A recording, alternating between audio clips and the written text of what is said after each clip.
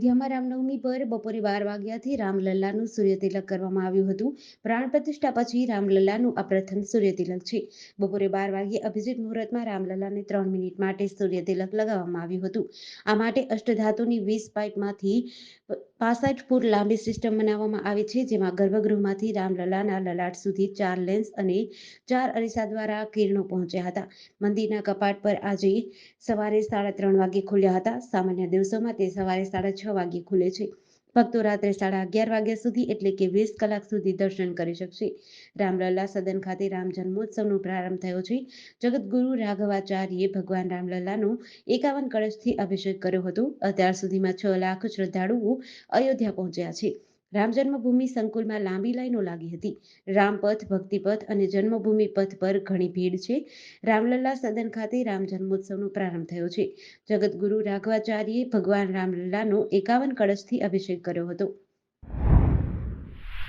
વડાપ્રધાન નરેન્દ્ર મોદી બુધવારે આસામ અને ત્રિપુરાના પ્રવાસે છે. આસામના નલબારીમાં ચૂંટણી રેલીને સંબોધિત કરી હતી ત્યારે તેમણે જણાવ્યું હતું કે કોંગ્રેસે રાજકીય લાભ માટે આસામને પોતાની પકડમાં રાખ્યું હતું, જેથી તેમના માટે લૂંટ અને ભ્રષ્ટાચારના રસ્તા ખુલ્લા રહે. હવે આ પંજો ખુલી ગયો છે. આસામમાં દરેક લોકો સાથ આપી રહ્યા છે અને દરેકનો વિકાસ થઈ રહ્યો છે. મોદીએ કહ્યું, કોંગ્રેસ અને વિપક્ષે જે ઉત્તર પૂર્વને સમસ્યાઓ આપી તેને અલગાવવાદને બળ આપ્યું છે. ત્યારે મોદીએ તે ઉત્તર પૂર્વને અપનાવ્યું છે. જે કોંગ્રેસના 60 વર્ષમાં નથી થયું તે મોદીએ 10 વર્ષમાં કર્યું. આસામનો વિકાસ એ વાતનો પુરાવો છે કે જ્યારે ઈરાદા સાચા હોય ત્યારે પરિણામો પણ સાચા મળે છે. મોદીએ મુસ્લિમ બહેનોને ટ્રિપલ તલાકમાંથી મુક્તિ આપી. અમે કાયદો બનાવીને મુસ્લિમ બહેનો અને તેમના પરિવારોને રાહત આપી. કોંગ્રેસને તમારો મત કેન્દ્રમાં સરકાર નહીં બનાવે, ભાજપને તમારો મત ભારતને વિકસિત બનાવશે. ગોધરા વડોદરા હાઈવે ઉપર એમપી રાજસ્થાનથી આવતી ખાનગી બસના ચાલકો મજૂરી અર્થે જતા લોકોને પોતાનો જીવ જોખમમાં મુકાવી જાણે મોતની મુસાફરી કરાવી રહ્યા છે. ગોધરા શહેર અને બાયપાસ રોડ પર આવા દ્રશ્યો જોવા મળે છે. આવી જોખમી મુસાફરી થતી હોવા છતાં પોલીસ તંત્રને આ કેમ નજરે આવતું નથી, તે એક સવાલ છે. બીજું કે હાલમાં લોકસભાની ચૂંટણીને લઈને વિવિધ જગ્યાઓ પર ચેકપોસ્ટ પણ ઊભી કરાઈ છે, ત્યારે પોલીસને આ આંખે આવતું નહીં હોય તે પણ એક સવાલ છે. જો આ રીતની જોખમી મુસાફરીથી કોઈ અઘટિત ઘટના બની તો જવાબદાર કોણ, તેવા સવાલો ઉઠી રહ્યા છે.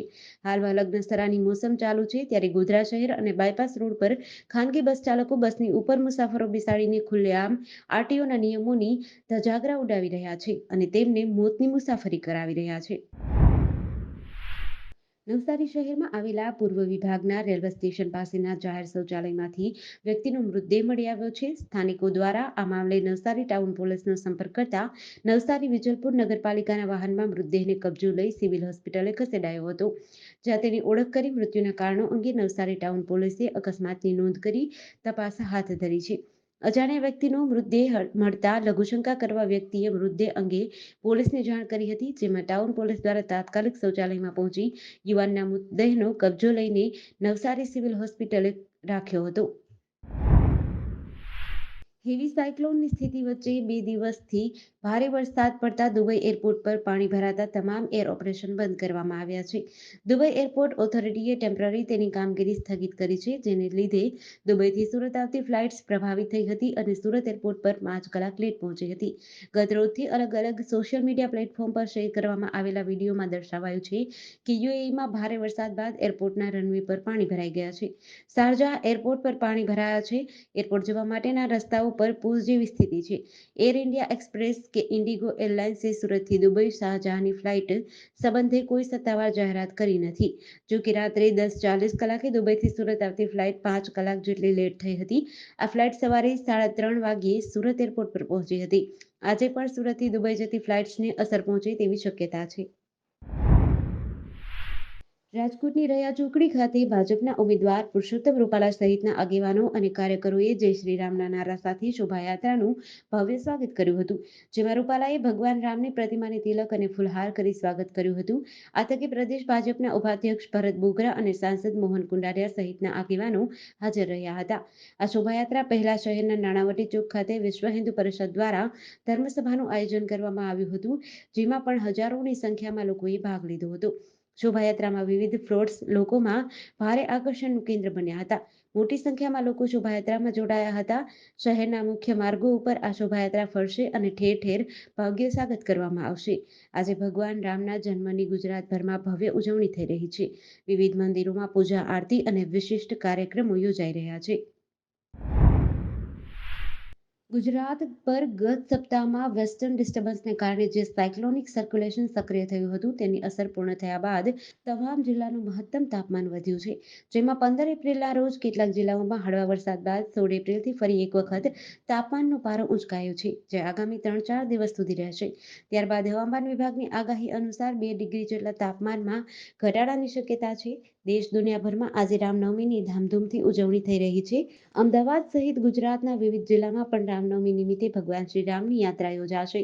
આજરોજ ઉત્તર ગુજરાત, મધ્ય ગુજરાત અને સૌરાષ્ટ્ર કચ્છના જિલ્લાઓનું મહત્તમ તાપમાન 40 થી 42 સેલ્સિયસ સુધી રહે તેવી શક્યતાઓ છે. એટલું જ નહીં, સૌરાષ્ટ્રના કેટલાક જિલ્લાનું મહત્તમ તાપમાન 43 ડિગ્રી સુધી પહોંચે તેવી શક્યતાઓ છે. છેલ્લા 24 કલાક દરમિયાન પણ ભાવનગરમાં મહુવાનું મહત્તમ તાપમાન 43 ડિગ્રી સેલ્સિયસ પહોંચ્યું હતું. આજે રામનવમીના પર્વ નિમિત્તે સુપ્રસિદ્ધ યાત્રાધામ સાળંગપુર કષ્ટભંજન હનુમાનજી મંદિરે હનુમાનજી દાદાને વિશેષ શણગાર કરવામાં આવ્યો છે. હનુમાનજી દાદાને ફૂલોથી ધનુષ બાણનો વિશેષ શણગાર કરાયો છે. રામનવમી પર્વની ઉજવણી કરવામાં આવી હતી. વહેલી સવારથી મોટી સંખ્યામાં ભક્તો દાદાના દિવ્ય શણગારના દર્શન કરી રહ્યા છે અને ધન્યતા અનુભવી રહ્યા છે. બોટાદ જિલ્લાના બરવાડા તાલુકામાં આવેલા સુપ્રસિદ્ધ યાત્રાધામ સાળંગપુર કષ્ટભંજન હનુમાનજી મંદિર દ્વારા ધાર્મિક તહેવારોની ધામધૂમથી ઉજવણી કરવામાં આવે છે અને હનુમાનજી દાદાને દિવ્ય શણગાર અન્નકૂટ ધરાવી ભારે ઉત્સાહપૂર્વક ઉજવણી કરાય છે. રાજ્યભરમાં ચૂંટણીઓનો માહોલ વચ્ચે પક્ષ પલટાની મોસમ પણ આવી હોય તેમ ચૂંટણીના માહોલમાં દર વખતની જેમ ફરી 2024 લોકસભાની ચૂંટણીના માહોલ વચ્ચે પક્ષ પલટાની મોસમ શરૂ થઈ ગઈ છે. અમરેલી જિલ્લામાં આવેલ ખાંભા કાર્યકર્તા સંમેલનમાં કોંગ્રેસને મોટો ફટકો પડ્યો છે. અહીં જિલ્લા પંચાયત સદસ્ય, તાલુકા કોંગ્રેસ સમિતિના હોદ્દેદારો, ખાંભા સરપંચના પ્રતિનિધિ, ક્ષેત્રીય અગ્રણી બાપભાઈ ખુમાણ સહિત 100 જેટલા કોંગ્રેસના મોટાભાગના કાર્યકરોએ કોંગ્રેસ છોડી ભાજપમાં પ્રવેશ કર્યો છે. ખાંભા કાર્યકર્તા સંમેલનમાં ભાજપ ઉમેદવાર ભરત સુતરિયા, સહકારી ઇફકોના ચેરમેન દિલીપ સંઘાણી, રાજુલા ધારાસભ્ય હીરા સોલંકી, ધારી ધારાસભ્ય જેવી કાકડિયા, લાઠી ધારાસભ્ય જનક તળાવિયા, ભાજપ નેતા રવુભાઈ ખુમાણ સહિત જિલ્લા ભાજપના હોદ્દેદારો, સ્થાનિક હોદ્દેદારો મોટી સંખ્યામાં હાજર રહ્યા હતા. પંજાબ હરિયાણાની શંભુ બોર્ડર પર આંદોલન કરી રહેલા ખેડૂતોએ શંભુ રેલવે સ્ટેશન પર રેલવે ટ્રેક બ્લોક કરી દીધો છે.